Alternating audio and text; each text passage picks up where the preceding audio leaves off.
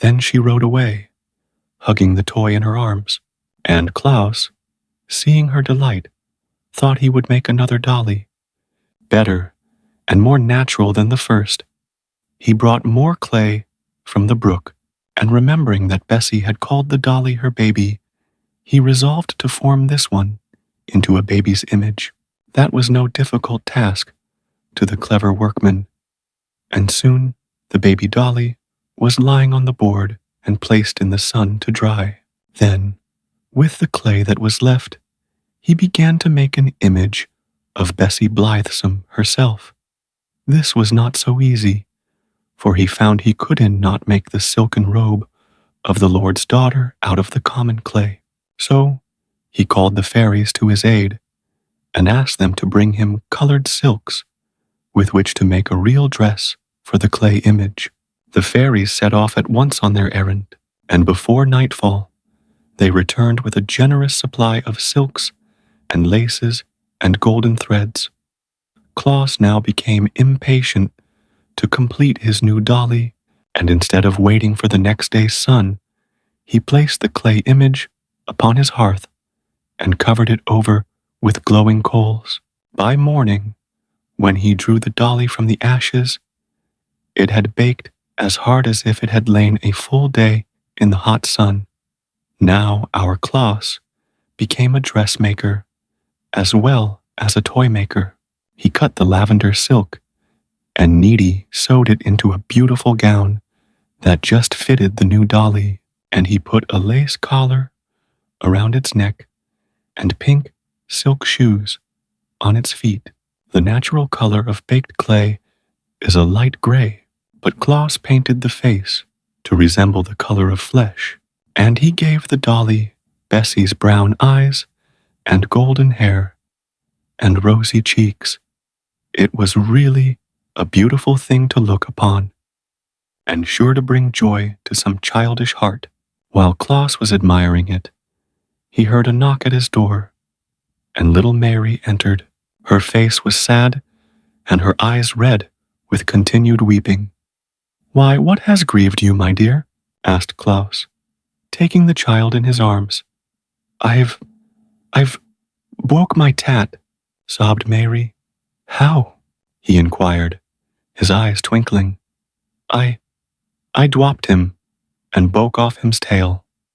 And then I dropped him and broke off him's ear, and now him's all spoilt." Klaus laughed.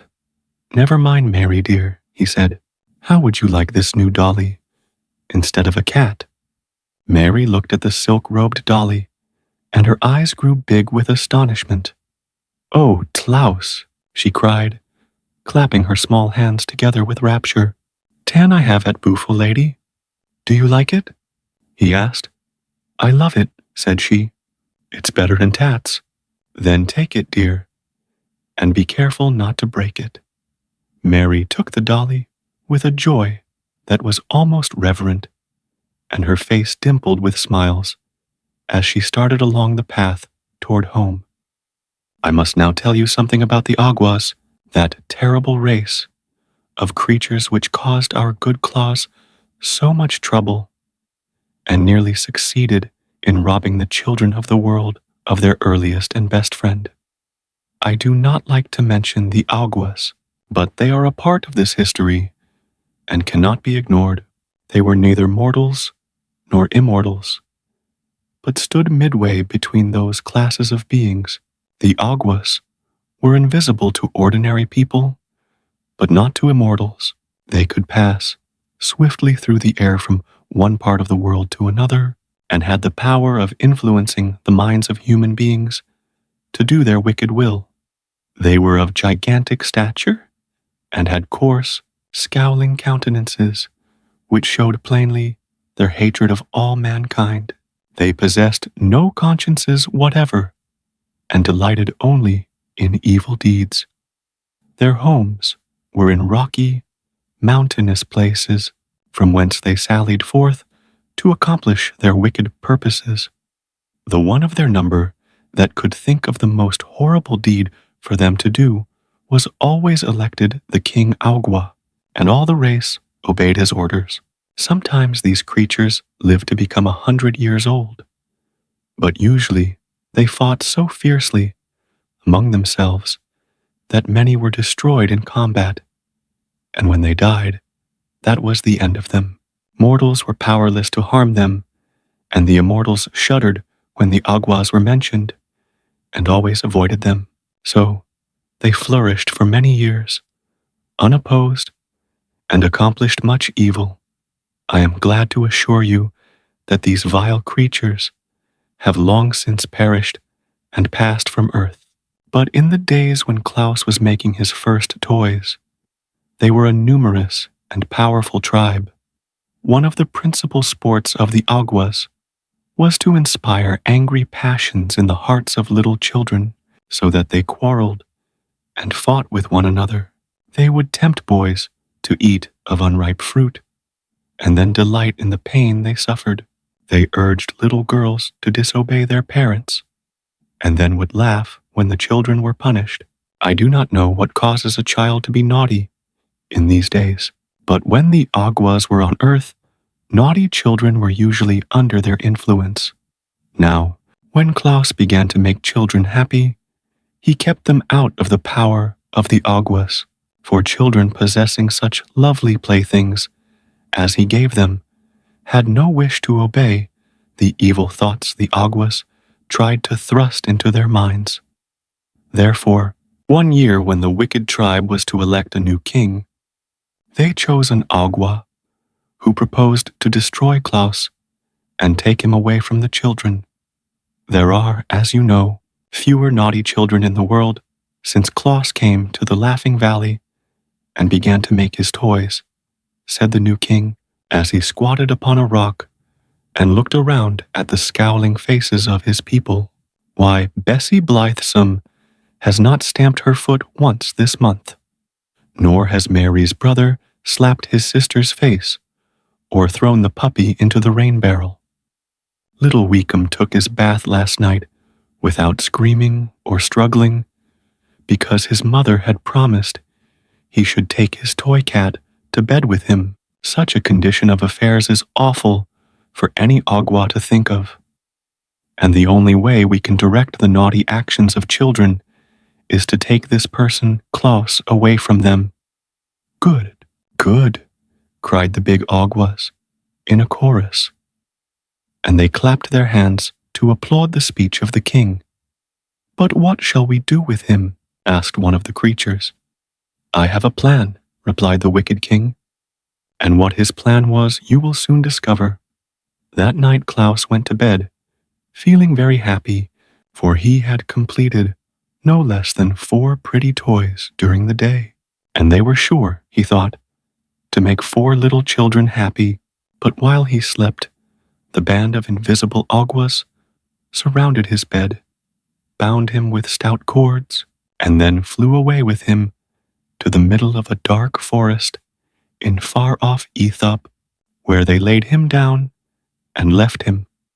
When morning came, Klaus found himself thousands of miles from any human being, a prisoner in the wild jungle of an unknown land.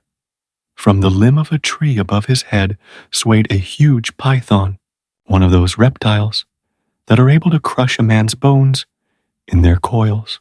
A few yards away crouched a savage panther, its glaring red eyes fixed full on the helpless Klaus. One of those monstrous spotted spiders whose sting is death crept stealthily toward him over the matted leaves, which shriveled and turned black at its very touch. But Klaus had been reared in Burzy and was not afraid. Come to me, ye nooks of the forest, he cried, and gave the low, peculiar whistle that the nooks know. The panther, which was about to spring upon its victim, turned and slunk away. The python swung itself into the tree and disappeared among the leaves. The spider stopped short in its advance and hid beneath a rotting log. Klaus had no time to notice them, for he was surrounded by a band of harsh-featured nooks, more crooked and deformed in appearance than any he had ever seen, "Who are you that call on us?"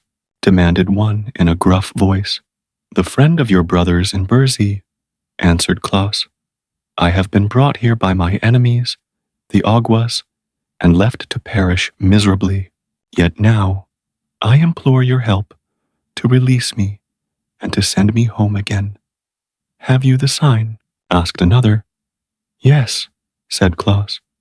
"They cut his bonds, and with his free arms he made the secret sign of the Nooks. Instantly they assisted him to stand upon his feet, and they brought him food and drink to strengthen him. Our brothers of Berzy make queer friends," grumbled an ancient Nook, whose flowing beard was pure white. "But he who knows our secret sign and signal is entitled to our help, whoever he may be. Close your eyes, stranger, and we will conduct you to your home." "Where shall we seek it?" "'Tis in the Laughing Valley," answered Klaus, shutting his eyes. "There is but one Laughing Valley in the known world, so we cannot go astray," remarked the Nook. As he spoke, the sound of his voice seemed to die away, so Klaus opened his eyes to see what caused the change.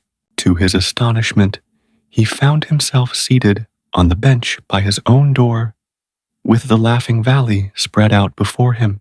That day, he visited the wood nymphs and related his adventure to Queen Zerline and Necile. "The Aguas have become your enemies," said the lovely queen thoughtfully, "so we must do all we can to protect you from their power." "It was cowardly to bind him while he slept," remarked Necile, with indignation. "The evil ones are ever cowardly," answered Zerline, "but our friend's slumber shall not be disturbed again." The queen herself came to the dwelling of Klaus that evening and placed her seal on every door and window to keep out the Aguas. And under the seal of Queen Zerline was placed the seal of the fairies and the seal of the Ryls and the seals of the Nooks, that the charm might become more powerful. And Klaus carried his toys to the children again and made many more of the little ones happy. You may guess how angry the King Agua and his fierce band were when it was known to them that Klaus had escaped from the forest of Aethup. They raged madly for a whole week and then held another meeting among the rocks. "It is useless to carry him where the Nooks reign," said the king, "for he has their protection. So let us cast him into a cave of our own mountains, where he will surely perish." This was promptly agreed to, and the wicked band set out that night to seize Klaus. But they found his dwelling guarded by the seals of the immortals, and were obliged to go away, baffled and disappointed. "Never mind," said the king. "He does not sleep always." Next day, as Klaus traveled to the village across the plain, where he intended to present a toy squirrel to a lame boy, he was suddenly set upon by the Aguas, who seized him and carried him away to the mountains. There they thrust him within a deep cavern and rolled many huge rocks against the entrance to prevent his escape. Deprived thus of light and food, and with little air to breathe, our Klaus was, indeed, in a pitiful plight. But he spoke the mystic words of the fairies, which always command their friendly aid, and they came to his rescue and transported him to the Laughing Valley in the twinkling of an eye. Thus, the Aguas discovered they might not destroy one who had earned the friendship of the immortals. So, the evil band sought other means of keeping Klaus from bringing happiness to children, and so making them obedient. Whenever Klaus set out to carry his toys to the little ones, an Agua, who had been set to watch his movements, sprang upon him and snatched the toys from his grasp, and the children were no more disappointed than was Klaus when he was obliged to return home disconsolate. Still, He persevered and made many toys for his little friends and started with them for the villages. And always the Aguas robbed him as soon as he had left the valley. They threw the stolen playthings into one of their lonely caverns, and quite a heap of toys accumulated before Klaus became discouraged and gave up all attempts to leave the valley. Then children began coming to him, since they found he did not go to them, but the wicked Aguas flew around them and caused their steps to stray and the paths to become crooked. So never a little one could find a way into the Laughing Valley. Lonely days now fell upon Klaus, for he was denied the pleasure of bringing happiness to the children whom he had learned to love. Yet he bore up bravely, for he thought surely the time would come when the Aguas would abandon their evil designs to injure him. He devoted all his hours to toy making, and when one plaything had been completed, he stood it on a shelf he had built for that purpose. When the shelf became filled with rows of toys, he made another one, and filled that also, so that in time he had many shelves filled with gay and beautiful toys representing horses, dogs, cats, elephants, lambs, rabbits, and deer, as well as pretty dolls of all sizes, and balls and marbles of baked clay painted in gay colors. Often, as he glanced at this array of childish treasures, the heart of good old Klaus became sad, so greatly did he long to carry the toys to his children, and at last, because he could bear it no longer, he ventured to go to the great Ak, to whom he told the story of his persecution by the Aguas, and begged the master woodsman to assist him. Ak listened gravely to the recital of Klaus, stroking his beard the while with the slow, graceful motion that betokened deep thought. He nodded approvingly when Klaus told how the Nooks and fairies had saved him from death, and frowned when he heard how the Aguas had stolen the children's toys. At last he said, "From the beginning, I have approved the work you are doing among the children of men, and it annoys me that your good deeds should be thwarted by the Aguas. We immortals have no connection whatever with the evil creatures who have attacked you. Always have we avoided them, and they in turn have hitherto taken care not to cross our pathway. But in this matter, I find they have interfered with one of our friends, and I will ask them to abandon their persecutions, as you are under our protection." Klaus thanked the master woodsman most gratefully and returned to his valley, while Ak, who never delayed carrying out his promises, at once traveled to the mountains of the Aguas. There, standing on the bare rocks, he called on the king and his people to appear. Instantly, the place was filled with throngs of the scowling Aguas, and their king, perching himself on a point of rock, demanded fiercely, "Who dares call on us?" "It is I, the master woodsman of the world," responded Ak. "Here are no forests for you to claim," cried the king angrily. "We owe no allegiance to you, nor to any immortal." "That is true," replied Ak calmly. "Yet you have ventured to interfere with the actions of Klaus, who dwells in the Laughing Valley and is under our protection."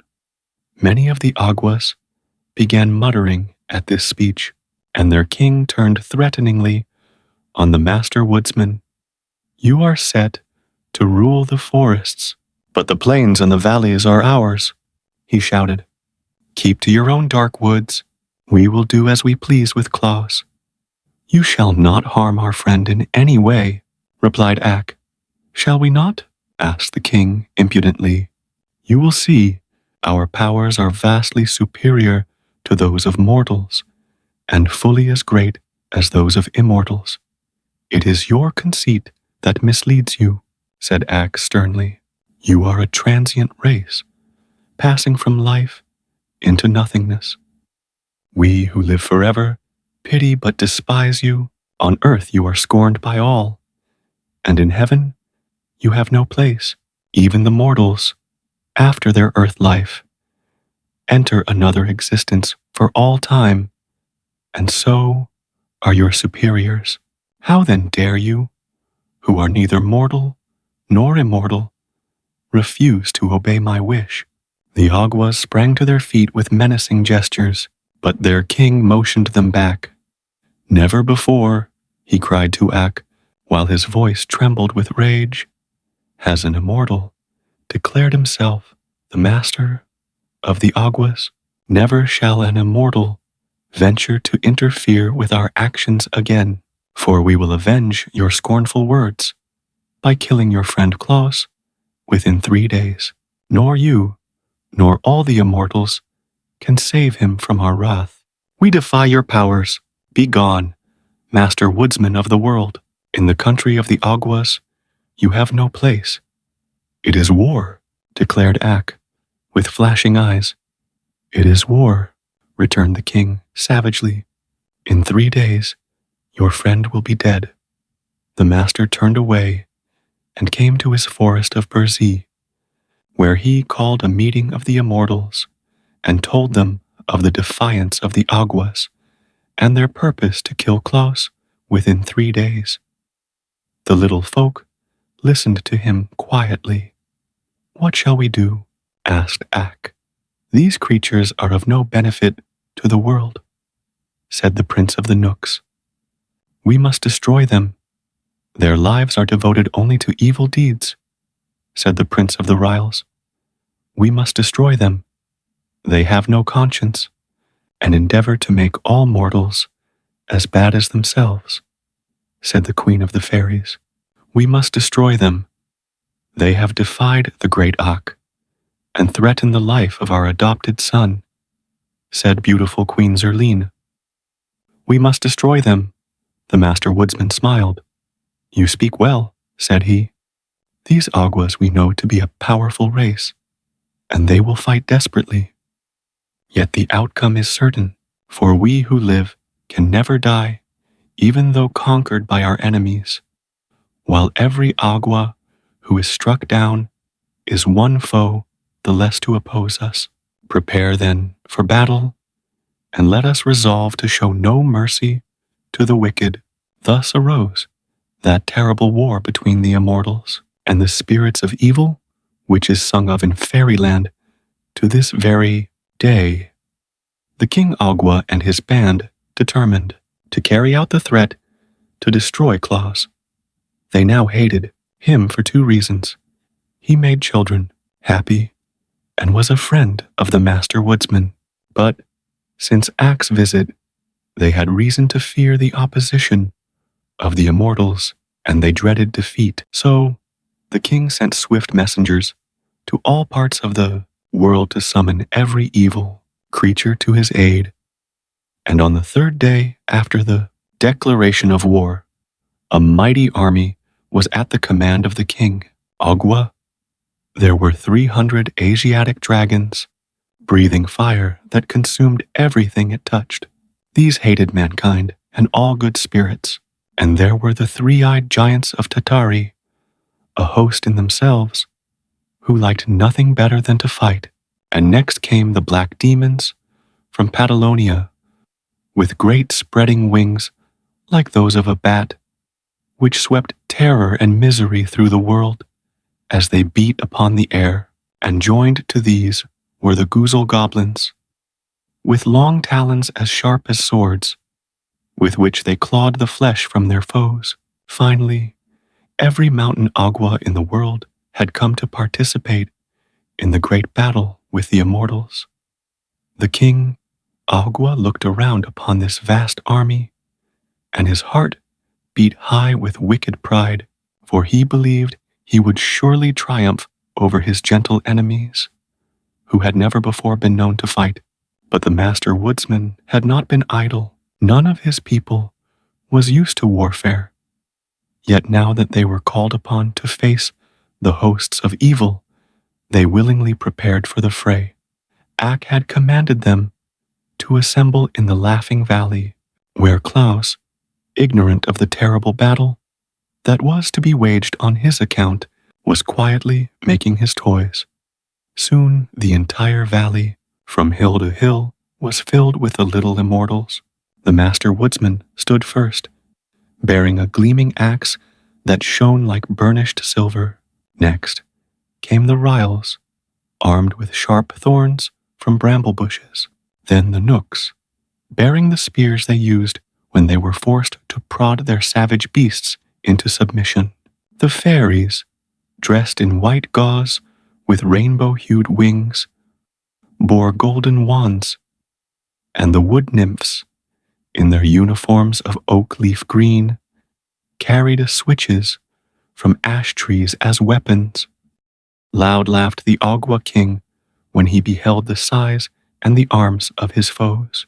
To be sure, the mighty axe of the woodsman was to be dreaded, but the sweet-faced nymphs and pretty fairies, the gentle Ryls and crooked Knooks, were such harmless folk that he almost felt shame at having called such a terrible host to oppose them. Since these fools dare fight, he said to the leader of the Tatari giants, I will overwhelm them with our evil powers. To begin the battle, he poised a great stone in his left hand and cast it full against the sturdy form of the master woodsman, who turned it aside with his axe. Then rushed the three-eyed giants of Tatari upon the Knooks, and the Goozle goblins upon the Ryls, and the fire-breathing dragons upon the sweet fairies. Because the nymphs were Ak's own people, the band of Aguas sought them out, thinking to overcome them with ease. But it is the law that while evil, unopposed, may accomplish terrible deeds, the powers of good can never be overthrown when opposed to evil. Well had it been for the king, Agua, had he known the law. His ignorance cost him his existence, for one flash of the axe, borne by the master woodsman of the world, cleft the wicked king in twain, and rid the earth of the vilest creature it contained. Greatly marveled the Tatari giants when the spears of the little Knooks pierced their thick walls of flesh and sent them reeling to the ground with howls of agony. Woe came upon the sharp-taloned goblins when the thorns of the Ryls reached their savage hearts and let their lifeblood sprinkle all the plain, and afterward, from every drop, a thistle grew. The dragons paused, astonished before the fairy wands, from whence rushed a power that caused their fiery breaths to flow back on themselves, so that they shriveled away and died. As for the Aguas, they had scant time to realize how they were destroyed, for the ash switches of the nymphs bore a charm unknown to any Agua, and turned their foes into clods of earth at the slightest touch. When Ak leaned upon his gleaming axe and turned to look over the field of battle, he saw the few giants who were able to run disappearing over the distant hills on their return to Tatari. The goblins had perished everyone, as had the terrible dragons, while all that remained of the wicked Aguas was a great number of earthen hillocks dotting the plain. And now the immortals melted from the valley like dew at sunrise to resume their duties in the forest, while Ak walked slowly and thoughtfully to the house of Klaus and entered. You have many toys ready for the children, said the woodsman, and now you may carry them across the plain to the dwellings and the villages without fear. Will not the Aguas harm me? Asked Klaus eagerly. The Aguas, said Ak, have perished. Now I will gladly have done with wicked spirits and with fighting and bloodshed. It was not from choice that I told of the Aguas and their allies, and of their great battle with the immortals. They were part of this history and could not be avoided. Those were happy days for Klaus, when he carried his accumulation of toys to the children who had awaited them so long. During his imprisonment in the valley, he had been so industrious that all his shelves were filled with playthings, and after quickly supplying the little ones living nearby, he saw he must now extend his travels to wider fields, remembering the time when he had journeyed with Ak through all the world. He knew children were everywhere, and he longed to make as many as possible happy with his gifts. So he loaded a great sack with all kinds of toys, slung it upon his back that he might carry it more easily, and started off on a longer trip than he had yet undertaken. Wherever he showed his merry face, in hamlet or in farmhouse, he received a cordial welcome, for his fame had spread into far lands. At each village, the children swarmed about him, following his footsteps wherever he went, and the women thanked him gratefully for the joy he brought their little ones, and the men looked upon him curiously that he should devote his time to such a queer occupation as toy-making, but everyone smiled on him and gave him kindly words, and Klaus felt amply repaid for his long journey. When the sack was empty, he went back again to the Laughing Valley and once more filled it to the brim. This time he followed another road into a different part of the country and carried happiness to many children who never before had owned a toy or guessed that such a delightful plaything existed. After a third journey, so far away that Klaus was many days walking the distance, the store of toys became exhausted, and without delay, he set about making a fresh supply. From seeing so many children and studying their tastes, he had acquired several new ideas about toys. The dollies were, he had found, the most delightful of all playthings for babies and little girls, and often those who could not say dolly would call for a doll in their sweet baby talk.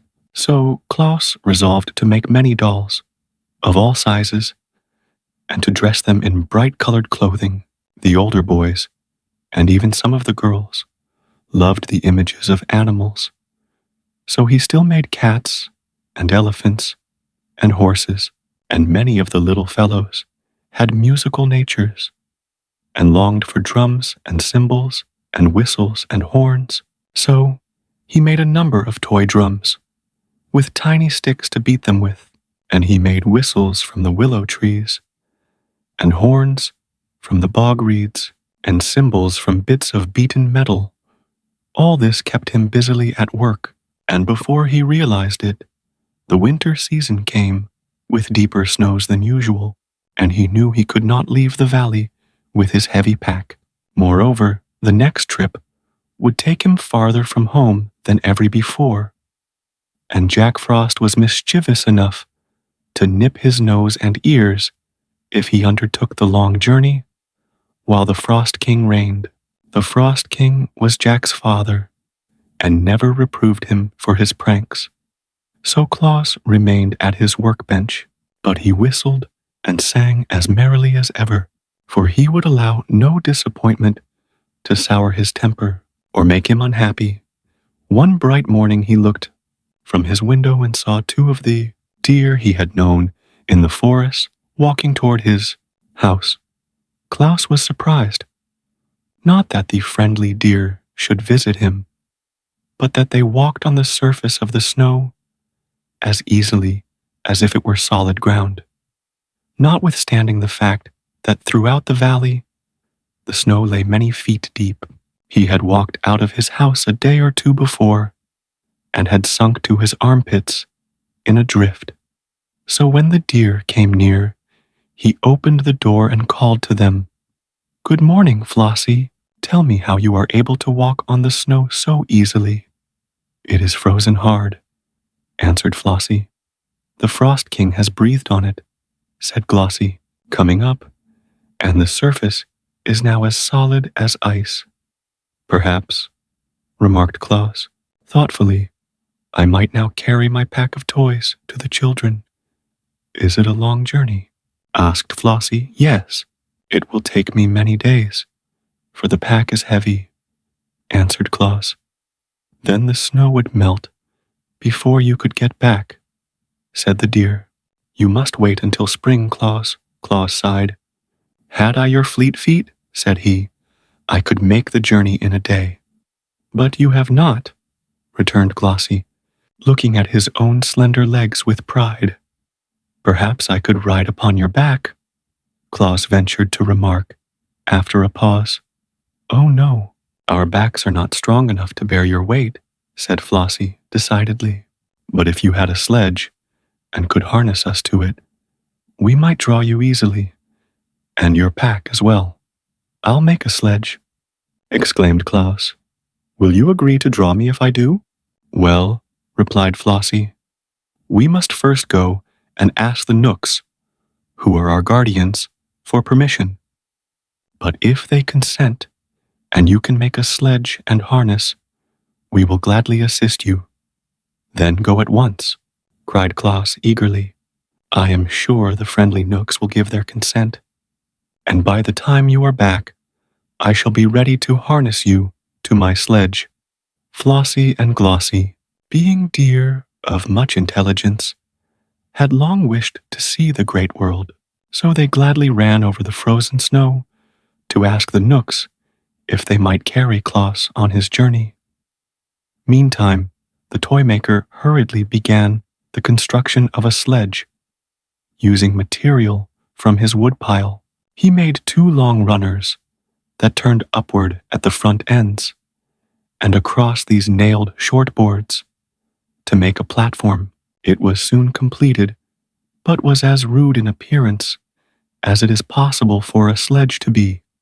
The harness was more difficult to prepare, but Klaus twisted strong cords together and knotted them so they would fit around the necks of the deer in the shape of a collar. From these ran other cords to fasten the deer to the front of the sledge. Before the work was completed, Glossie and Flossie were back from the forest, having been granted permission by Will Knook to make the journey with Klaus, provided they would to Burzee by daybreak the next morning. That is not a very long time, said Flossie, but we are swift and strong, and if we get started by this evening, we can travel many miles during the night. Klaus decided to make the attempt, so he hurried on his preparations as fast as possible. After a time, he fastened the collars around the necks of his steeds and harnessed them to his rude sledge. Then he placed a stool on the little platform to serve as a seat and filled a sack with his prettiest toys. How do you intend to guide us? Asked Glossie. We have never been out of the forest before, except to visit your house, so we shall not know the way. Klaus thought about that for a moment. Then he brought more cords and fastened 2 of them to the spreading antlers of each deer, one on the right and the other on the left. Those will be my reins, said Klaus, and when I pull them to the right or to the left, you must go in that direction. If I do not pull the reins at all, you may go straight ahead. Very well, answered Glossie and Flossie, and then they asked, Are you ready?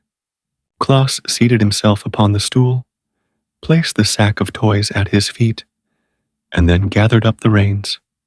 All ready, he shouted. Away we go.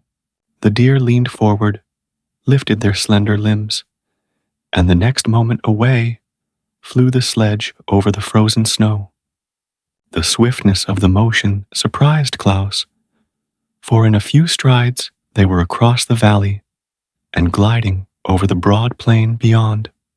The day had melted into evening by the time they started, for, swiftly, as Klaus had worked, many hours had been consumed in making his preparations, but the moon shone brightly to light their way, and Klaus soon decided It was just as pleasant to travel by night as by day. The deer liked it better, for, although they wished to see something of the world, they were timid about meeting men.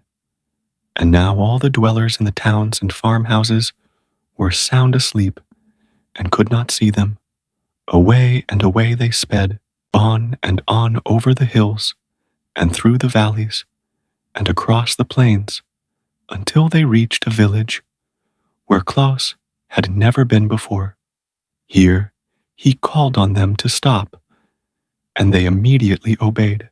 But a new difficulty now presented itself, for the people had locked their doors when they went to bed, and Klaus found he could not enter the houses to leave his toys. "I am afraid, my friends, we have made our journey for nothing," said he, "for I shall be obliged to carry my playthings back home again without giving them to the children of this village." "What's the matter?" asked Flossie. "The doors are locked," answered Klaus, "and I cannot get in." Glossie looked around at the houses. The snow was quite deep in that village, and just before them was a roof only a few feet above the sledge. A broad chimney, which seemed to Glossie big enough to admit Klaus, was at the peak of the roof. "Why don't you climb down that chimney?" asked Glossie. Klaus looked at it. "That would be easy enough if I were on top of the roof," he answered. "Then hold fast, and we will take you there," said the deer. And they gave one bound to the roof and landed beside the big chimney. "Good," cried Klaus, well pleased, and he slung the pack of toys over his shoulder and got into the chimney. There was plenty of soot on the bricks, but he did not mind that, and by placing his hands and knees against the sides, he crept downward until he had reached the fireplace. Leaping lightly over the smoldering coals, he found himself in a large sitting room where a dim light was burning. From this room, 2 doorways led into smaller chambers. In one, a woman lay asleep, with a baby beside her in a crib. Klaus laughed, but he did not laugh aloud for fear of waking the baby. Then he slipped a big doll from his pack and laid it in the crib. The little one smiled, as if it dreamed of the pretty plaything it was to find on the morrow, and Klaus crept softly from the room and entered at the other doorway. Here were 2 boys, fast asleep, with their arms around each other's neck. Klaus gazed at them lovingly a moment, and then placed upon the bed a drum, 2 horns, and a wooden elephant. He did not linger, now that his work in this house was done, but climbed the chimney again and seated himself on his sledge. "Can you find another chimney?" he asked the reindeer. "Easily enough," replied Glossie and Flossie. Down to the edge of the roof they raced, and then, without pausing, leaped through the air to the top of the next building, where a huge, old-fashioned chimney stood. "Don't be so long, this time," called Flossie, "or we shall never get back to the forest by daybreak." Klaus made a trip down this chimney also, and found 5 children sleeping in the house, all of whom were quickly supplied with toys. When he returned, the deer sprang to the next roof, but on descending the chimney, Klaus found no children there at all. That was not often the case in this village, however, so he lost less time than you might suppose in visiting the dreary homes where there were no little ones. When he had climbed down the chimneys of all the houses in that village and had left a toy for every sleeping child, Klaus found that his great sack was not yet half emptied. "Onward, friends," he called to the deer. "We must seek another village." So away they dashed, although it was long past midnight, and in a surprisingly short time they came to a large city, the largest Klaus had ever visited since he began to make toys. But, nothing daunted by the throng of houses, he set to work at once, and his beautiful steeds carried him rapidly from one roof to another, only the highest being beyond the leaps of the agile deer. At last, the supply of toys was exhausted, and Klaus seated himself in the sledge with the empty sack at his feet and turned the heads of Glossie and Flossie toward home. Presently, Flossie asked, "What is that gray streak in the sky?" "It is the coming dawn of day," answered Klaus, surprised to find that it was so late. "Good gracious!" exclaimed Glossie.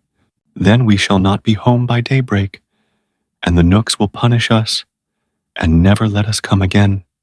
We must race for the Laughing Valley and make our best speed," returned Flossie. "So hold fast, friend Klaus." Klaus held fast, and the next moment was flying so swiftly over the snow that he could not see the trees as they whirled past. Uphill and down dale, swift as an arrow shot from a bow they dashed, and Klaus shut his eyes to keep the wind out of them and left the deer to find their own way. It seemed to him they were plunging through space, but he was not at all afraid. The Knooks were severe masters and must be obeyed at all hazards, and the gray streak in the sky was growing brighter every moment. Finally, the sledge came to a sudden stop, and Klaus, who was taken unawares, tumbled from his seat into a snowdrift. As he picked himself up, he heard the deer crying, "Quick, friend, quick, cut away our harness." He drew his knife and rapidly severed the cords, and then he wiped the moisture from his eyes and looked around him. The sledge had come to a stop in the Laughing Valley, only a few feet, he found, from his own door. In the east, the day was breaking, and turning to the edge of Burzee, he saw Glossie and Flossie just disappearing in the forest. Klaus thought that none of the children would ever know where the toys came from, which they found by their bedsides when they wakened the following morning. But kindly deeds are sure to bring fame, and fame has many wings to carry its tidings into far lands. So for miles and miles in every direction, people were talking of Klaus and his wonderful gifts to children. The sweet generousness of his work caused a few selfish folk to sneer, but even these were forced to admit their respect for a man so gentle-natured that he loved to devote his life to pleasing the helpless little ones of his race. Therefore the inhabitants of every city and village had been eagerly watching the coming of Klaus, and remarkable stories of his beautiful playthings were told the children to keep them patient and contented. When, on the morning following the first trip of Klaus with his deer, the little ones came running to their parents with the pretty toys they had found, and asked from whence they came, there was but one reply to the question. "The good Klaus must have been here, my darlings, for his are the only toys in all the world." "But how did he get in?" asked the children. At this, the fathers shook their heads, being themselves unable to understand how Klaus had gained admittance to their homes. But the mothers, watching the glad faces of their dear ones, whispered that the good Klaus was no mortal man, but assuredly a saint, and they piously blessed his name for the happiness he had bestowed upon their children. "A saint," said one, with bowed head, "has no need to unlock doors if it pleases him to enter our homes." And afterward, when a child was naughty or disobedient, its mother would say, "You must pray to the good Santa Claus for forgiveness. He does not like naughty children, and unless you repent, he will bring you no more pretty toys." But Santa Claus himself would not have approved this speech. He brought toys to the children because they were little and helpless, and because he loved them. He knew that the best of children were sometimes naughty, and that the naughty ones were often good. It is the way with children, the world over, and he would not have changed their natures had he possessed the power to do so. And that is how our Claus became Santa Claus. It is possible for any man, by good deeds, to enshrine himself as a saint in the hearts of the people. The day that broke, as Claus returned from his night ride with Glossie, and Flossie brought to him a new trouble. Will Nook, the chief guardian of the deer, came to him, surly and ill-tempered, to complain that he had kept Glossie and Flossie beyond daybreak, in opposition to his orders. Yet it could not have been very long after daybreak, said Claus. It was 1 minute after, answered Will Nook, and that is as bad as 1 hour. I shall set the stinging gnats on Glossie and Flossie, and they will thus suffer terribly for their disobedience. Don't do that, begged Claus. It was my fault. But Will Nook would listen to no excuses, and went away grumbling and growling in his ill-natured way. For this reason, Claus entered the forest to consult Necile about rescuing the good deer from punishment. To his delight, he found his old friend, the master woodsman, seated in the circle of nymphs. Eck listened to the story of the night journey, to the children, and of the great assistance the deer had been to Claus by drawing his sledge over the frozen snow. I do not wish my friends to be punished if I can save them, said the toy maker when he had finished the relation. They were only 1 minute late, and they ran swifter than a bird flies to get home before daybreak. Ack stroked his beard thoughtfully a moment, and then sent for the Prince of the Nooks, who rules all his people in Burzee, and also for the Queen of the Fairies and the Prince of the Ryls. When all had assembled, Claus told his story again at Ack's command, and then the master addressed the Prince of the Nooks, saying, "The good work that Claus is doing among mankind deserves the support of every honest immortal. Already he is called a saint in some of the towns, and before long the name of Santa Claus will be lovingly known in every home that is blessed with children. Moreover, he is a son of our forest, so we owe him our encouragement. You, ruler of the Nooks, have known him these many years. Am I not right in saying he deserves our friendship?" The prince, crooked and sour of visage, as all Nooks are, looked only upon the dead leaves at his feet, and muttered, "You are the master woodsman of the world." Ack smiled, but continued in soft tones, "It seems that the deer, which are guarded by your people, can be of great assistance to Claus, and as they seem willing to draw his sledge, I beg that you will permit him to use their services whenever he pleases."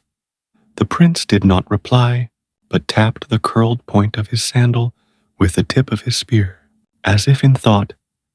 Then the fairy queen spoke to him in this way: "If you consent to Ack's request, I will see that no harm comes to your deer while they are away from the forest."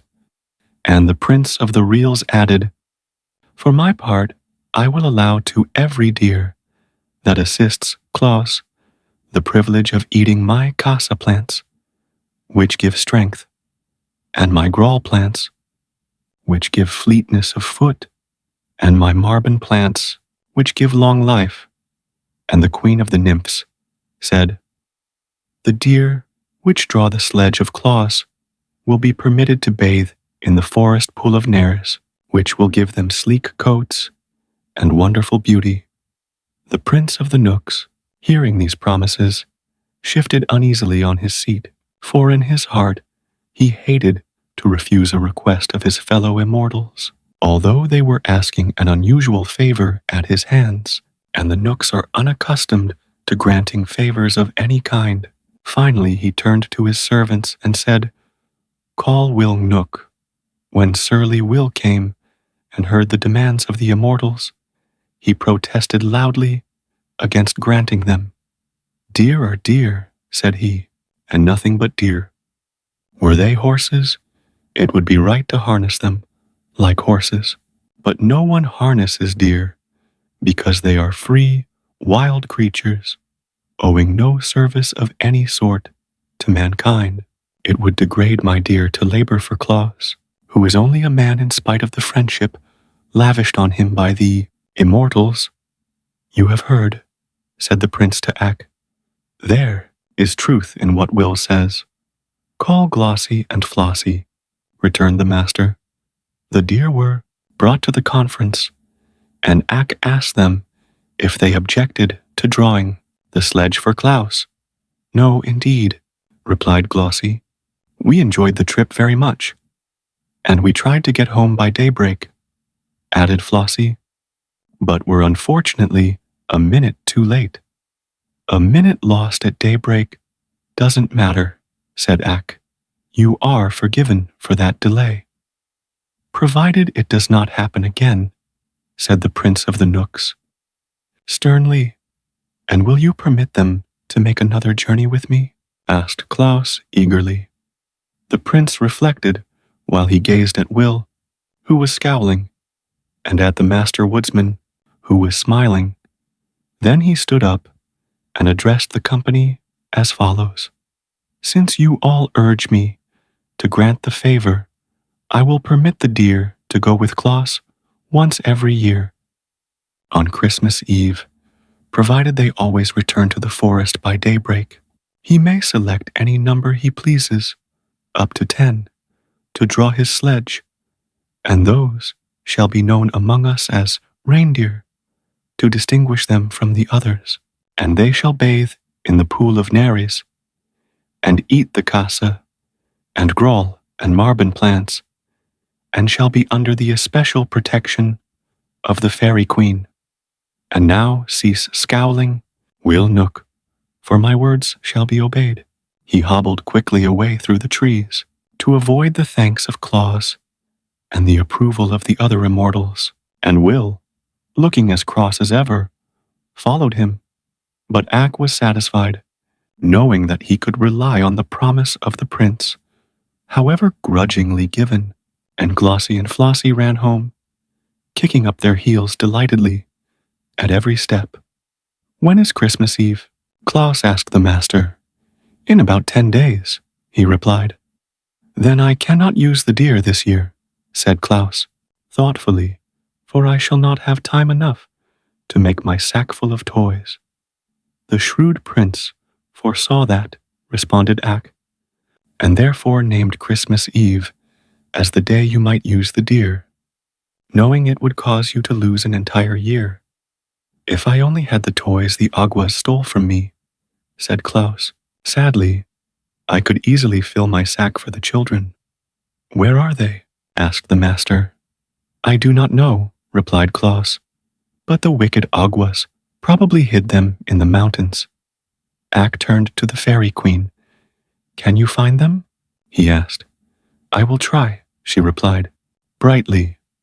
Then Klaus went back to the Laughing Valley to work as hard as he could, and a band of fairies immediately flew to the mountain that had been haunted by the Aguas and began a search for the stolen toys. The fairies, as we well know, possess wonderful powers, but the cunning Aguas had hidden the toys in a deep cave and covered the opening with rocks so no one could look in. Therefore, all search for the missing playthings proved in vain for several days, and Klaus, who sat at home waiting for news from the fairies, almost despaired of getting the toys before Christmas Eve.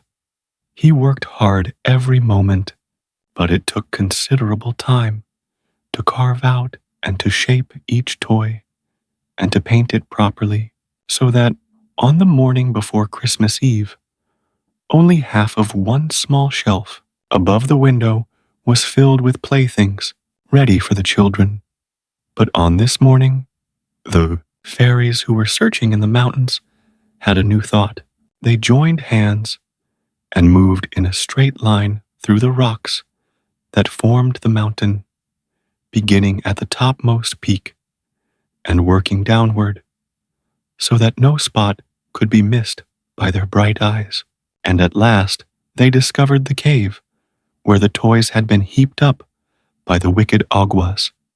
It did not take them long to burst open the mouth of the cave, and then each one seized as many toys as he could carry, and they all flew to Klaus and laid the treasure before him.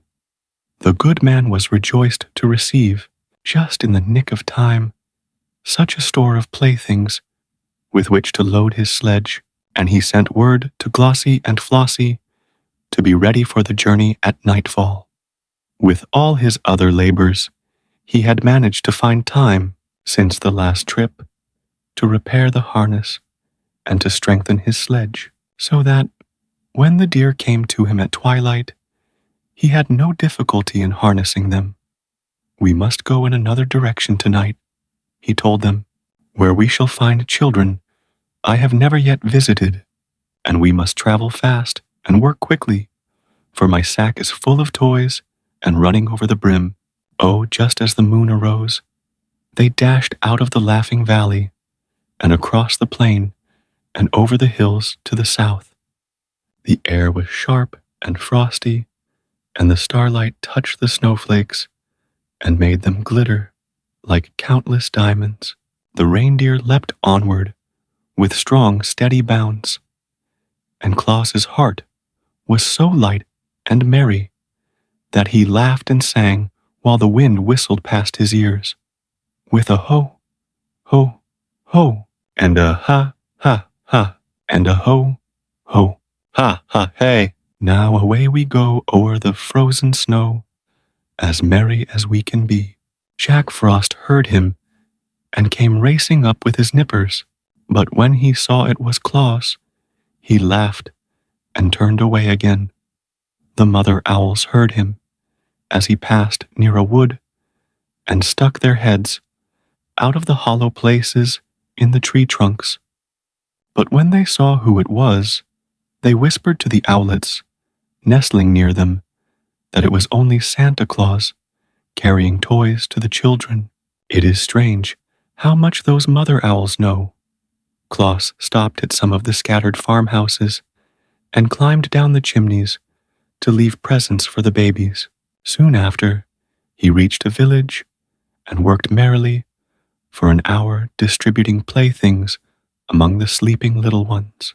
Then away again he went, signing his joyous carol, "Now away we go, o'er the gleaming snow, while the deer run swift and free. For to girls and boys we carry the toys that will fill their hearts with glee."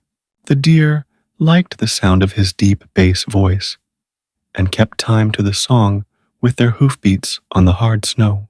But soon they stopped at another chimney, and Santa Claus, with sparkling eyes and face brushed red by the wind, climbed down its smoky sides and left a present for every child the house contained. It was a merry, happy night. Swiftly the deer ran, and busily their driver worked to scatter his gifts among the sleeping children.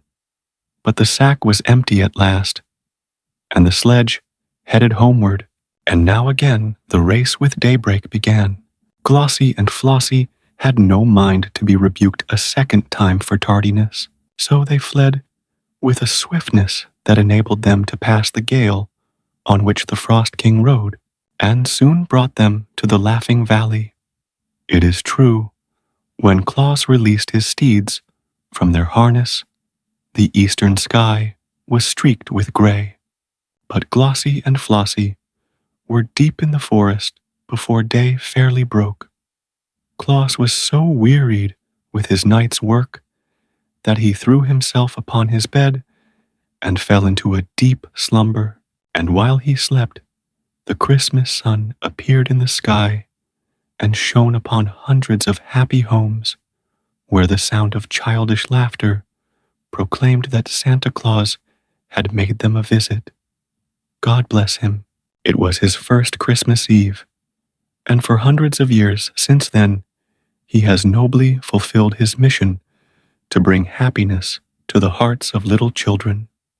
When you remember that no child, until Santa Claus began his travels, had ever known the pleasure of possessing a toy, you will understand how joy crept into the homes of those who had been favored with a visit from the good man, and how they talked of him day by day in loving tones, and were honestly grateful for his kindly deeds. It is true that great warriors and mighty kings and clever scholars of that day were often spoken of by the people, but no one of them was so greatly beloved as Santa Claus, because none other was so unselfish as to devote himself to making others happy. For a generous deed lives longer than a great battle or a king's decree of a scholar's essay, because it spreads and leaves its mark on all nature and endures through many generations. The bargain made with the Nook Prince changed the plans of Klaus for all future time, for, being able to use the reindeer on but one night of each year, he decided to devote all the other days to the manufacture of playthings, and on Christmas Eve to carry them to the children of the world. But a year's work would, he knew, result in a vast accumulation of toys, so he resolved to build a new sledge that would be larger and stronger and better fitted for swift travel than the old and clumsy one. His first act was to visit the Gnome King, with whom he made a bargain to exchange 3 drums, a trumpet, and 2 dolls for a pair of fine steel runners, curled beautifully at the ends, for the Gnome King had children of his own, who, living in the hollows under the earth, in mines and caverns, needed something to amuse them. In 3 days, the steel runners were ready. And when Claus brought the playthings to the Gnome King, His Majesty was so greatly pleased with them that he presented Claus with a string of sweet-toned sleigh bells, in addition to the runners. "These will please Glossie and Flossie," said Claus, as he jingled the bells and listened to their merry sound. "But I should have 2 strings of bells, one for each deer." "Bring me another trumpet and a toy cat," replied the king, "and you shall have a second string of bells like the first." "It is a bargain," cried Claus, and he went home again for the toys. The new sledge was carefully built, the Knooks bringing plenty of strong but thin boards to use in its construction. Claus made a high, rounding dashboard to keep off the snow cast behind by the fleet hoofs of the deer, and he made high sides to the platform so that many toys could be carried, and finally he mounted the sledge upon the slender steel runners made by the Gnome King. It was certainly a handsome sledge, and big and roomy. Claus painted it in bright colors, although no one was likely to see it during his midnight journeys, and when all was finished, he sent for Glossie and Flossie to come and look at it. The deer admired the sledge, but gravely declared it was too big and heavy for them to draw. "We might pull it over the snow, to be sure," said Glossie, "but we would not pull it fast enough to enable us to visit the faraway cities and villages and return to the forest by daybreak. Then I must add 2 more deer to my team," declared Claus. After a moment's thought, "The Nook Prince allowed you as many as 10. Why not use them all?" asked Flossie. "Then we could speed like the lightning and leap to the highest roofs with ease." "A team of 10 reindeer," cried Claus delightedly. "That will be splendid. Please return to the forest at once and select 8 other deer, as like yourselves as possible, and you must all eat of the casa plant to become strong, and of the grawl plant to become fleet of foot, and of the marben plant that you may live long to accompany me on my journeys. Likewise, it will be well for you to bathe in the pool of Nares, which the lovely Queen Zerline declares will render you rarely beautiful.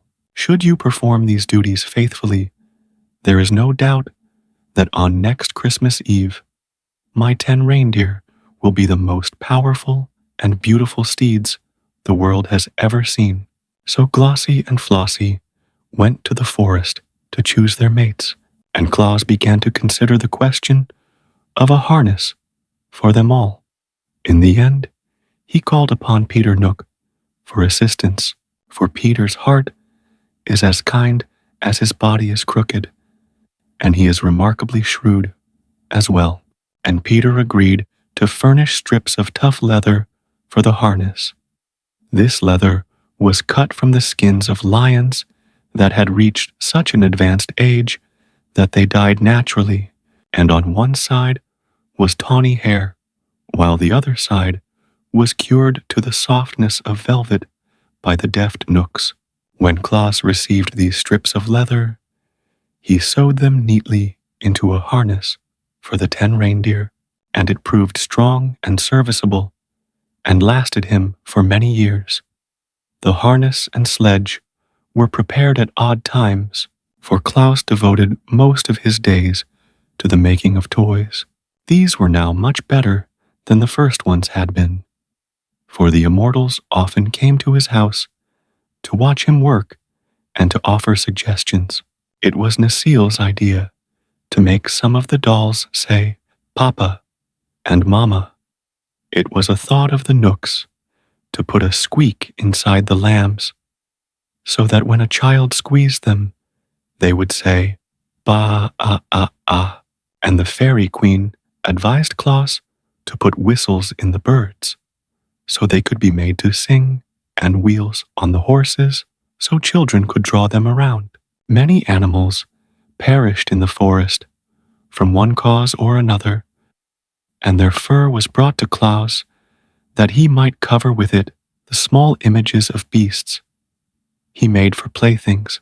A merry reel suggested that Claus make a donkey with a nodding head, which he did, and afterward found that it amused the little ones immensely, and so the toys grew in beauty and attractiveness every day, until they were the wonder of even the immortals.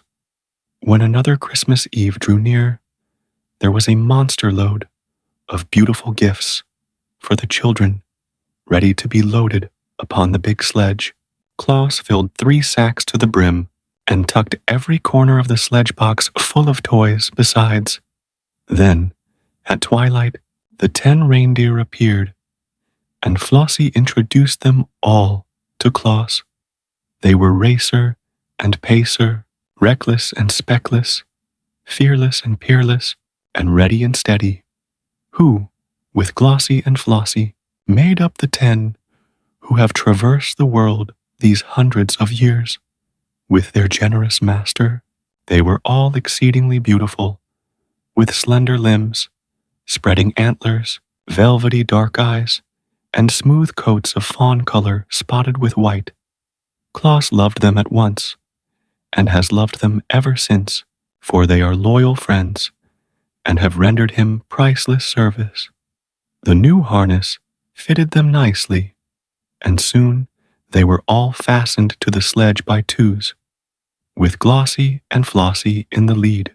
These wore the strings of sleigh bells, and were so delighted with the music they made that they kept prancing up and down to make the bells ring. Claus now seated himself in the sledge, drew a warm robe over his knees, and his fur cap over his ears, and cracked his long whip as a signal to start. Instantly, the 10 leapt forward and were away like the wind, while Jolly Claus laughed gleefully to see them run and shouted a song in his big, hearty voice, with a ho, ho, ho, and a ha, ha, ha, and a ho, ho, ha, ha, hey. Now away we go o'er the frozen snow, as merry as we can be. There are many joys in our load of toys, as many a child will know We'll scatter them wide on our wild night ride o'er the crisp and sparkling snow. Now, it was on this same Christmas Eve that little Margot and her brother Dick and her cousins Ned and Sarah, who were visiting at Margot's house, came in from making a snowman with their clothes damp, their mittens dripping, and their shoes and stockings wet through and through. They were not scolded, for Margot's mother knew the snow was melting, but they were sent early to bed, that their clothes might be hung over chairs to dry. The shoes were placed on the red tiles of the hearth, where the heat from the hot embers would strike them, and the stockings were carefully hung in a row by the chimney, directly over the fireplace. That was the reason Santa Claus noticed them when he came down the chimney that night, and all the household were fast asleep. He was in a tremendous hurry, and seeing the stockings all belonged to children, he quickly stuffed his toys into them and dashed up the chimney again, appearing on the roof so suddenly that the reindeer were astonished at his agility. I wish they would all hang up their stockings, he thought, as he drove to the next chimney. It would save me a lot of time, and I could then visit more children before daybreak. When Margot and Dick and Ned and Sarah jumped out of bed next morning and ran downstairs to get their stockings from the fireplace, they were filled with delight to find the toys from Santa Claus inside them. In face, I think they found more presents in their stockings than any other children of that city had received, for Santa Claus was in a hurry and did not stop to count the toys. Of course, they told all their little friends about it, and of course every one of them decided to hang his own stockings by the fireplace the next Christmas Eve. Even Bessie Blithesome, who made a visit to that city with her father, the great Lord of Lurd, heard the story from the children and hung her own pretty stockings by the chimney when she returned home at Christmas time.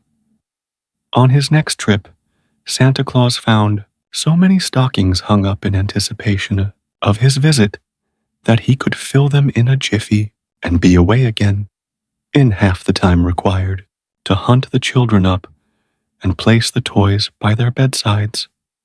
The custom grew year after year and has always been a great help to Santa Claus. And with so many children to visit, he surely needs all the help we are able to give him. Claus had always kept his promise to the Knooks by returning to the Laughing Valley by daybreak, but only the swiftness of his reindeer has enabled him to do this, for he travels over all the world. He loved his work, and he loved the brisk night ride on his sledge and the gay tinkle of the sleigh bells. On that first trip with the 10 reindeer, only Glossie and Flossie wore bells, but each year thereafter, for 8 years, Claus carried presents to the children of the Gnome King, and that good-natured monarch gave him in return a string of bells at each visit, so that finally every one of the 10 deer was supplied, and you may imagine what a merry tune the bells played as the sledge sped over the snow. The children's stockings were so long that it required a great many toys to fill them, and soon Klaus found there were other things besides toys that children love. So he sent some of the fairies, who were always his good friends, into the tropics, from whence they returned with great bags full of oranges and bananas, which they had plucked from the trees, and other fairies flew to the wonderful valley of Funnyland, where delicious candies and bonbons grow thickly on the bushes, and returned laden with many boxes of sweetmeats for the little ones. These things Santa Claus, on each Christmas Eve, placed in the long stockings, together with his toys, and the children were glad to get them, you may be sure. There are also warm countries where there is no snow in winter, But Claus and his reindeer visited them as well as the colder climes, for there were little wheels inside the runners of his sledge, which permitted it to run as smoothly over bare ground as on the snow. And the children who lived in the warm countries learned to know the name of Santa Claus, as well as those who lived nearer to the Laughing Valley. Once, just as the reindeer were ready to start on their yearly trip, a fairy came to Claus and told him of 3 little children who lived beneath a rude tent of skins on a broad plain where there were no trees whatever. These poor babies were miserable and unhappy, for their parents were ignorant people who neglected them sadly. Klaus resolved to visit these children before he returned home, and during his ride, he picked up the bushy top of a pine tree, which the wind had broken off, and placed it in his sledge. It was nearly morning when the deer stopped before the lonely tent of skins where the poor children lay asleep. Klaus at once planted the bit of pine tree in the sand and stuck many candles on the branches. Then he hung some of his prettiest toys on the tree, as well as several bags of candies. It did not take long to do all this, for Santa Claus works quickly, and when all was ready, he lighted the candles and, thrusting his head in at the opening of the tent, he shouted, "Merry Christmas, little ones." With that, he leapt into his sledge and was out of sight before the children, rubbing the sleep from their eyes, could come out to see who had called them. You can imagine the wonder and joy of those little ones, who had never in their lives known a real pleasure before, when they saw the tree sparkling with lights that shone brilliant in the gray dawn and hung with toys enough to make them happy for years to come. They joined hands and danced around the tree, shouting and laughing, until they were obliged to pause for breath, and their parents also came out to look and wonder, and thereafter had more respect and consideration for their children, since Santa Claus had honored them with such beautiful gifts. The idea of the Christmas tree pleased Claus, and so, the following year, he carried many of them in his sledge and set them up in the homes of poor people who seldom saw trees, and placed candles and toys on the branches. Of course, he could not carry enough trees in one load of all who wanted them, but in some homes, the fathers were able to get trees and have them all ready for Santa Claus when he arrived, and these the good Claus always decorated as prettily as possible, and hung with toys enough for all the children who came to see the tree lighted. These novel ideas, and the generous manner in which they were carried out, made the children long for that one night in the year when their friend Santa Claus should visit them, and as such, anticipation is very pleasant and comforting. The little ones gleaned much happiness by wondering what would happen when Santa Claus next arrived.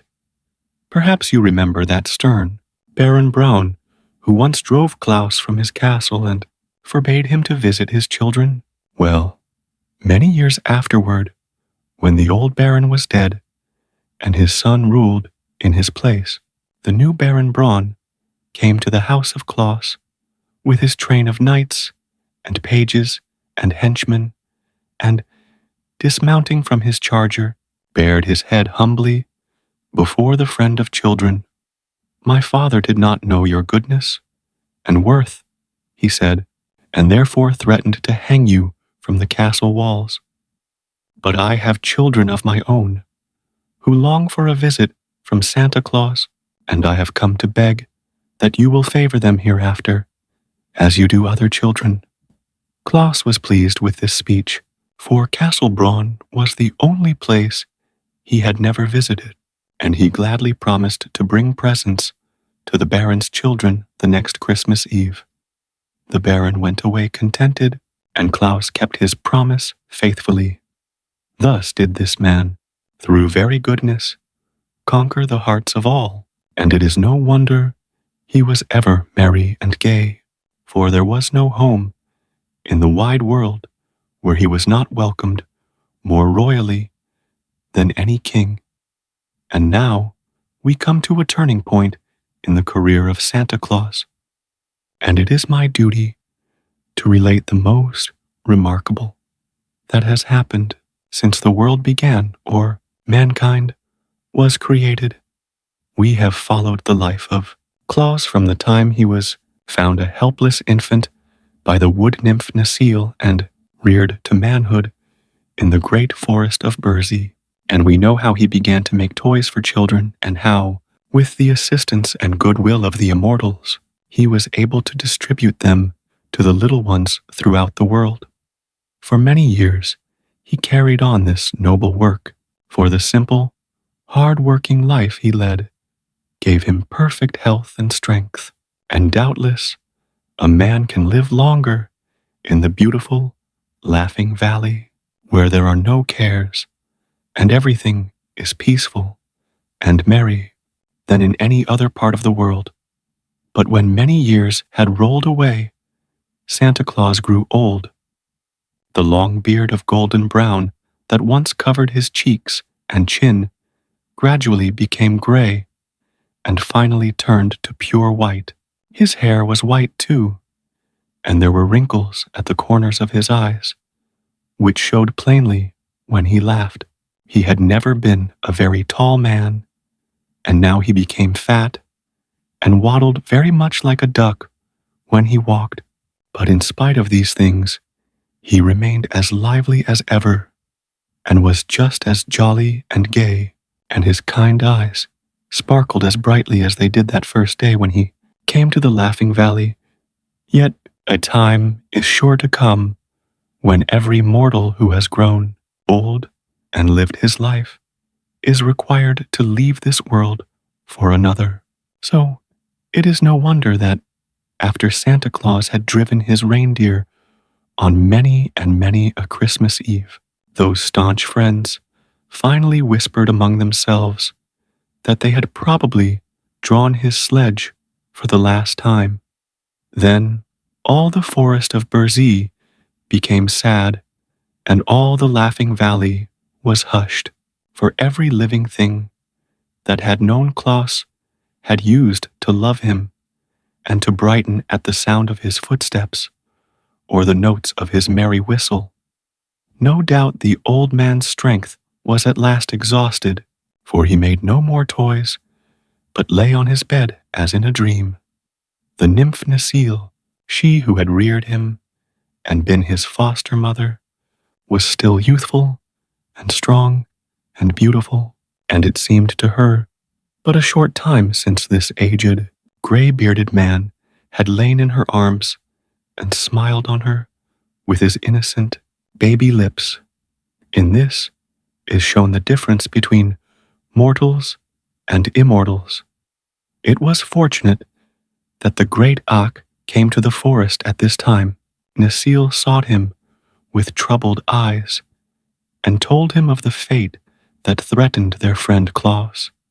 At once the master became grave, and he leaned upon his axe and stroked his grizzled beard thoughtfully for many minutes. Then suddenly he stood up straight and poised his powerful head with firm resolve, and stretched out his great right arm as if determined on doing some mighty deed. For a thought had come to him so grand in its conception that all the world might well bow before the master woodsman and honor his name forever. It is well known that when the great Ak once undertakes to do a thing, he never hesitates an instant.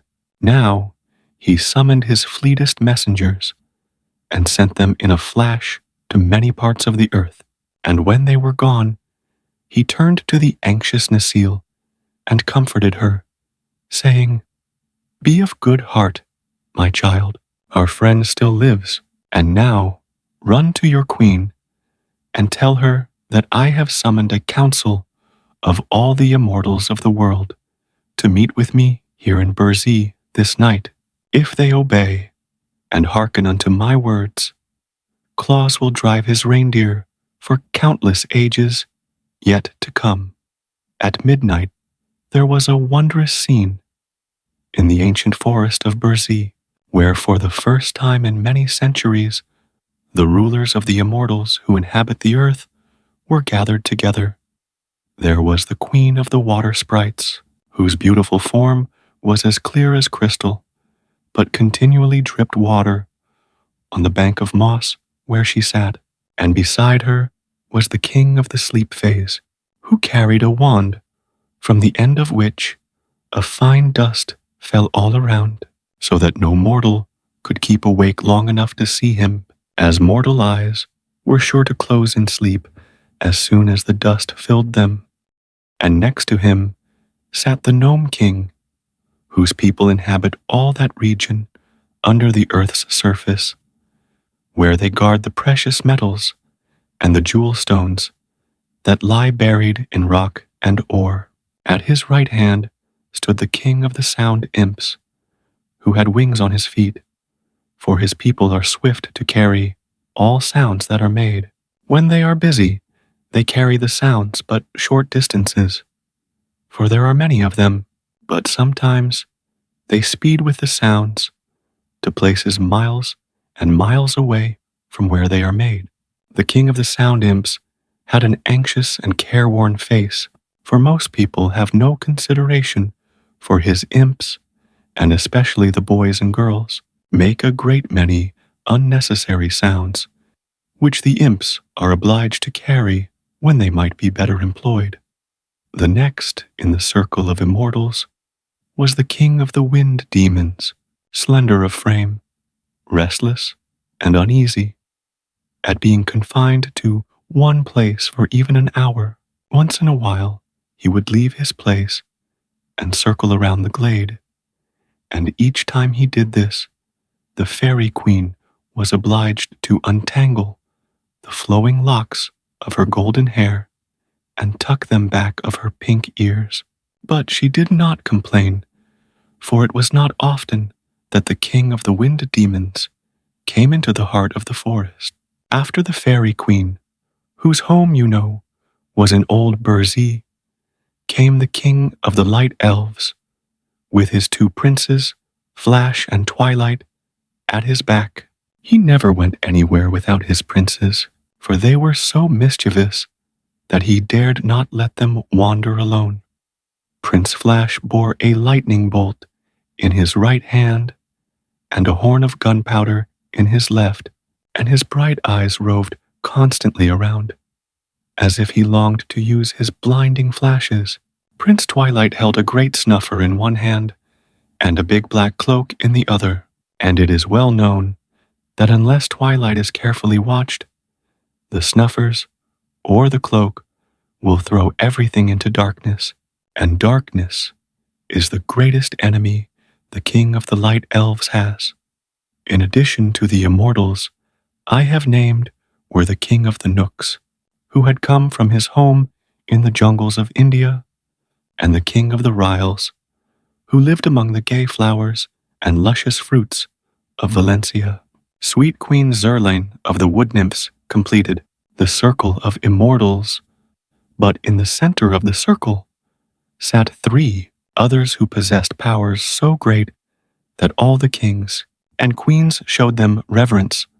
These were Ak, the master woodsman of the world, who rules the forests and the orchards and the groves, and Kern, the master husbandman of the world, who rules the grain fields and the meadows and the gardens, and Bo, the master mariner of the world, who rules the seas and all the craft that float thereon, and all other immortals are more or less subject to these three.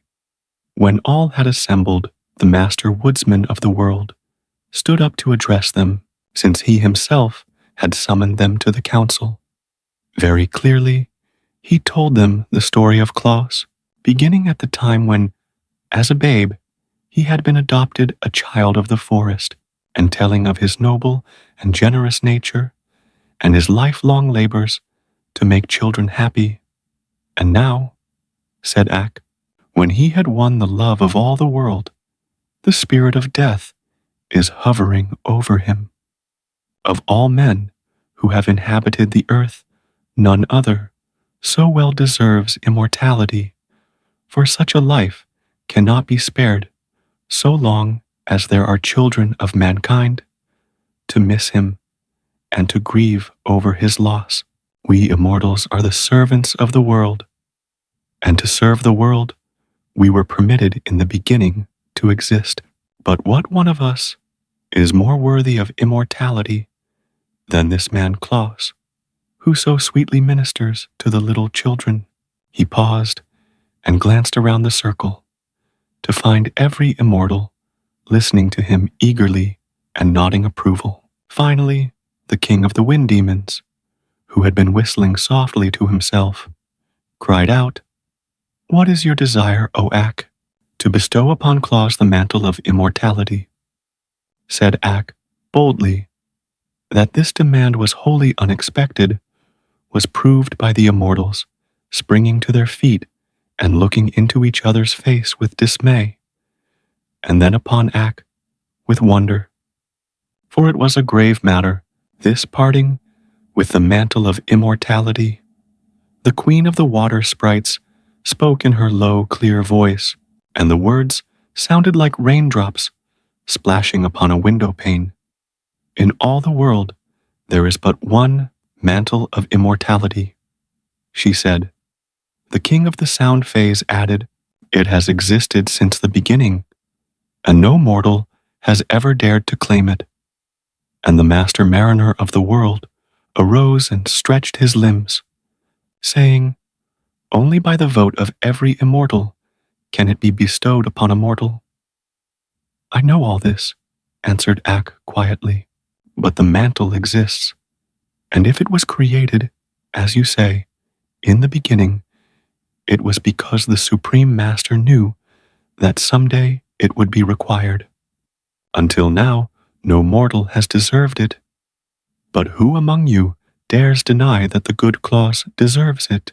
Will you not all vote to bestow it upon him?" They were silent, still looking upon one another questioningly. "Of what use is the mantle of immortality unless it is worn?" demanded Ak. "What will it profit any one of us to allow it to remain in its lonely shrine for all time to come?" "Enough," cried the Gnome King abruptly. "We will vote on the matter, yes or no. For my part, I say yes." "And I," said the Fairy Queen promptly, and Ak rewarded her with a smile. "My people in Burzee tell me they have learned to love him. Therefore, I vote to give Claus the mantle," said the King of the Ryls.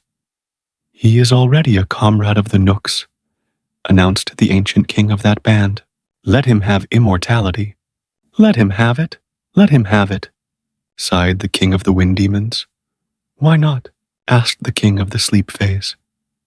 "He never disturbs the slumbers. My people allow humanity. Let the good Claus be immortal." "I do not object," said the Ita, king of the sound imps. "Nor I," murmured the queen of the water sprites. "If Claus does not receive the mantle, it is clear none other can ever claim it," remarked the king of the light elves. "So let us have done with the thing for all time. The wood nymphs were first to adopt him," said Queen Zerline. "Of course, I shall vote to make him immortal." Ak now turned to the master husbandman of the world, who held up his right arm and said, "Yes." And the master mariner of the world did likewise, after which Ak, with sparkling eyes and smiling face, cried out, "I thank you, fellow immortals, for all have voted yes, and so to our dear Claus shall fall the one mantle of immortality that it is in our power to bestow." "Let us fetch it at once," said the Fey King. "I'm in a hurry." They bowed assent, and instantly the forest glade was deserted. But in a place midway between the earth and the sky was suspended a gleaming crypt of gold and platinum, aglow with soft lights shed from the facets of countless gems. Within a high dome hung the precious mantle of immortality, and each immortal placed a hand on the hem of the splendid robe and said, as with one voice, "We bestow this mantle upon Claus, who is called the patron saint of children." At this, the mantle came away from its lofty crypt, and they carried it to the house in the Laughing Valley. The spirit of death was crouching very near to the bedside of Claus, and as the immortals approached, she sprang up and motioned them back with an angry gesture. But when her eyes fell upon the mantle they bore, she shrank away with a low moan of disappointment and quitted that house forever. Softly and silently, the immortal band dropped upon Claus the precious mantle, and it closed about him and sank into the outlines of his body and disappeared from view. It became a part of his being, and neither mortal nor immortal might ever take it from him. Then the kings and queens who had wrought this great deed dispersed to their various homes, and all were well contented that they had added another immortal to their band, and Claus slept on, the red blood of everlasting life coursing swiftly through his veins, and on his brow was a tiny drop of water that had fallen from the ever-melting gown of the Queen of the Water Sprites, and over his lips hovered a tender kiss that had been left by the sweet nymph Necile, for she had stolen in when the others were gone, to gaze with rapture upon the immortal form of her foster son. The next morning, when Santa Claus opened his eyes and gazed around the familiar room, which he had feared he might never see again, he was astonished to find his old strength renewed, and to feel the red blood of perfect health coursing through his veins. He sprang from his bed and stood where the bright sunshine came in through his window and flooded him with its merry, dancing rays.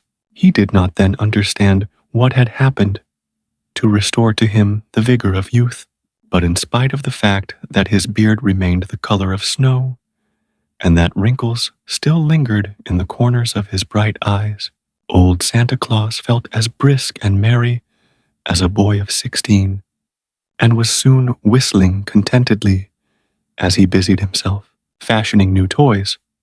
Then Ak came to him and told of the mantle of immortality, and how Claus had won it through his love for little children. It made old Santa look grave for a moment to think he had been so favored, but it also made him glad to realize that now he need never fear being parted from his dear ones. At once, he began preparations for making a remarkable assortment of pretty and amusing playthings, and in larger quantities than ever before.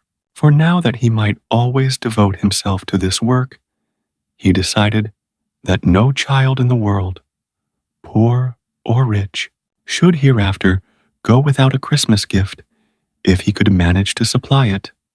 The world was new in the days when dear old Santa Claus first began toy making and won, by his loving deeds, the mantle of immortality. With these people to help make the toys, and to keep his house in order, and to look after the sledge and the harness, Santa Claus found it much easier to prepare his yearly load of gifts, and his days began to follow one another smoothly and pleasantly. Yet after a few generations, his worries were renewed, for it was remarkable how the number of people continued to grow, and how many more children there were every year to be served. When the people filled all the cities and lands of one country, they wandered into another part of the world, and the men cut down the trees in many of the great forests that had been ruled by Ak, and with the wood they built new cities, and where the forests had been were fields of grain and herds of browsing cattle. You might think the master woodsman would rebel at the loss of his forests, but not so. The wisdom of Ak was mighty and far-seeing. The world was made for men, said he to Santa Claus, and I have but guarded the forests until men needed them for their use. I am glad my strong trees can furnish shelter for men's weak bodies and warm them through the cold winters, but I hope they will not cut down all the trees, for mankind needs the shelter of the woods in summer as much as the warmth of blazing logs in winter.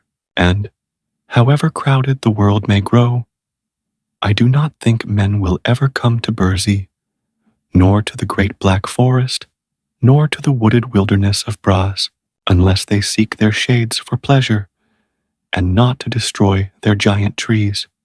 By and by, people made ships from the tree trunks, and crossed over oceans and built cities in far lands. But the oceans made little difference to the journeys of Santa Claus. His reindeer sped over the waters as swiftly as over land, and his sledge headed from east to west and followed in the wake of the sun, so that as the earth rolled slowly over Santa Claus, had all of 24 hours to encircle it each Christmas Eve, and the speedy reindeer enjoyed these wonderful journeys more and more. So year after year, and generation after generation, and century after century, the world grew older, and the people became more numerous, and the labors of Santa Claus steadily increased. The fame of his good deeds spread to every household where children dwelt, and all the little ones loved him dearly, and the fathers and mothers honored him for the happiness he had given them when they too were young, and the aged grandsires and granddames remembered him with tender gratitude and blessed his name. However, there was one evil following in the path of civilization that caused Santa Claus a vast amount of trouble before he discovered a way to overcome it. But, fortunately, it was the last trial he was forced to undergo. One Christmas Eve, when his reindeer had leaped to the top of a new building, Santa Claus was surprised to find that the chimney had been built much smaller than usual. But he had no time to think about it just then, so he drew in his breath and made himself as small as possible and slid down the chimney.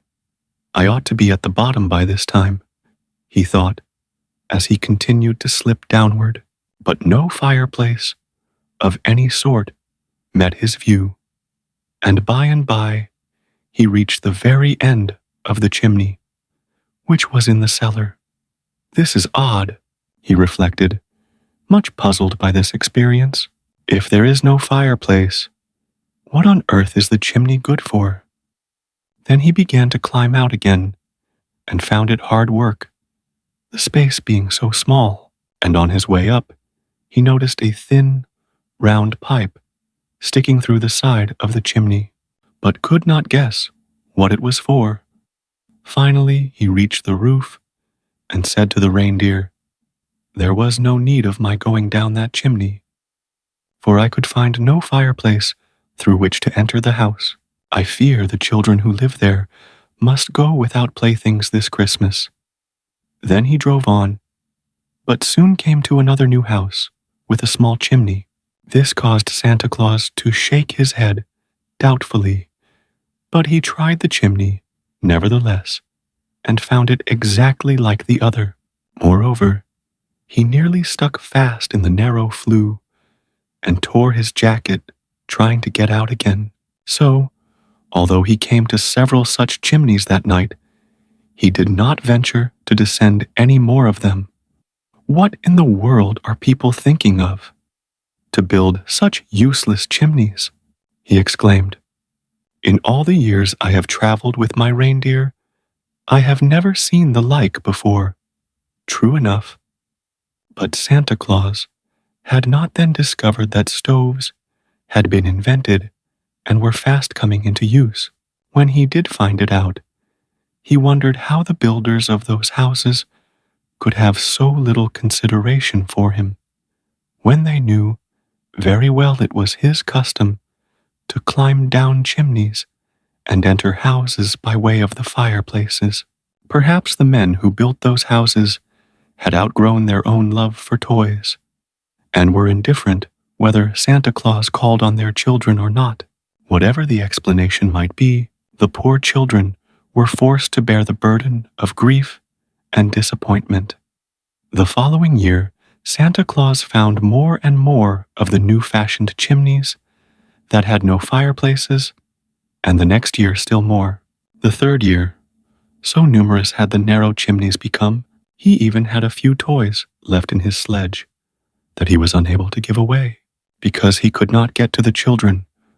The matter had now become so serious that it worried the good man greatly, and he decided to talk it over with Kilter and Peter and Neuter and Whisk. Kilter already knew something about it, for it had been his duty to run around to all the houses just before Christmas and gather up the notes and letters to Santa Claus that the children had written, telling what they wished put in their stockings or hung on their Christmas trees. But Kilter was a silent fellow, and seldom spoke of what he saw in the cities and villages. The others were very indignant. "Those people act as if they do not wish their children to be made happy," said sensible Peter in a vexed tone. "The idea of shutting out such a generous friend to their little ones." "But it is my intention to make children happy whether their parents wish it or not," returned Santa Claus. "Years ago, when I first began making toys, children were even more neglected by their parents than they are now. So I have learned to pay no attention to thoughtless or selfish parents, but to consider only the longings of childhood." "You are right, my master," said Neuter, the real. "Many children would lack a friend if you did not consider them and try to make them happy." "Then," declared the laughing Whisk, "we must abandon any thought of using these new-fashioned chimneys, but become burglars and break into the houses some other way." "What way?" asked Santa Claus. "Why, walls of brick and wood and plaster are nothing to fairies. I can easily pass through them whenever I wish, and so can Peter and Neuter and Kilter. Is it not so, comrades?" "I often pass through the walls when I gather up the letters," said Kilter, and that was a long speech for him, and so surprised Peter and Neuter that their big round eyes nearly popped out of their heads. "Therefore," continued the fairy, "you may as well take us with you on your next journey, and when we come to one of those houses with stoves instead of fireplaces, we will distribute the toys to the children without the need of using a chimney." "That seems to me a good plan," replied Santa Claus, well pleased at having solved the problem. "We will try it next year." That was how the fairy, the pixie, the knook, and the rill all rode in the sledge with their master the following Christmas Eve, and they had no trouble at all in entering the new-fashioned houses and leaving toys for the children that lived in them, and their deft services not only relieved Santa Claus of much labor, but enabled him to complete his own work more quickly than usual, so that the merry party found themselves at home with an empty sledge a full hour before daybreak. The only drawback to the journey was that the mischievous Whisk persisted in tickling the reindeer with a long feather to see them jump, and Santa Claus found it necessary to watch him every minute and to tweak his long ears once or twice to make him behave himself. But, taken all together, the trip was a great success, and to this day, the four little folk always accompany Santa Claus on his yearly ride and help him in the distribution of his gifts. But the indifference of parents, which had so annoyed the good saint, did not continue very long, and Santa Claus soon found they were really anxious. He should visit their homes on Christmas Eve and leave presents for their children. So, to lighten his task, which was fast becoming very difficult indeed, old Santa decided to ask the parents to assist him. "Get your Christmas trees all ready for my coming," he said to them, "and then I shall be able to leave the presents without loss of time, and you can put them on the trees when I am gone." And to others he said, "See that the children's stockings are hung up in readiness for my coming, and then I can fill them as quick as a wink." And often, when parents were kind and good-natured, Santa Claus would simply fling down his package of gifts and leave the fathers and mothers to fill the stockings after he had darted away in his sledge. "I will make all loving parents my deputies," cried the jolly old fellow, "and they shall help me do my work. For in this way I shall save many precious minutes, and few children need be neglected for lack of time to visit them." Besides, carrying around the big packs in his swift-flying sledge Santa began to send great heaps of toys to the toy shops, so that if parents wanted larger supplies for their children, they could easily get them. And if any children were, by chance, missed by Santa Claus on his yearly rounds, they could go to the toy shops and get enough to make them happy and contented.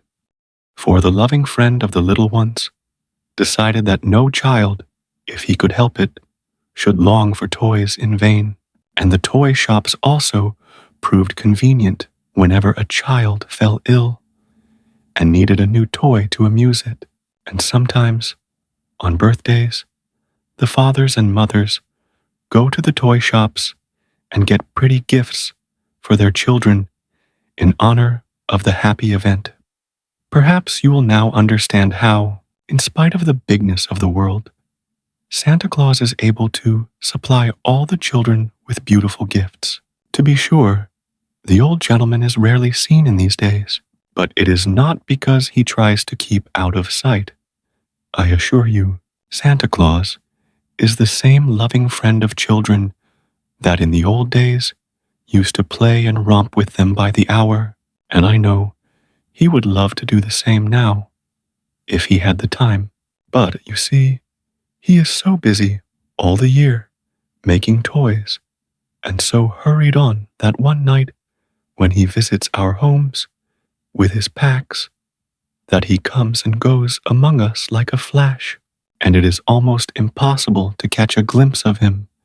And although there are millions and millions more children in the world than there used to be, Santa Claus has never been known to complain of their increasing numbers. The more the merrier, he cries with his jolly laugh, and the only difference to him is the fact that his little workmen have to make their busy fingers fly faster every year to satisfy the demands of so many little ones. In all this world, there is nothing so beautiful as a happy child, says good old Santa Claus. And if he had his way, the children would all be beautiful, for all would be happy.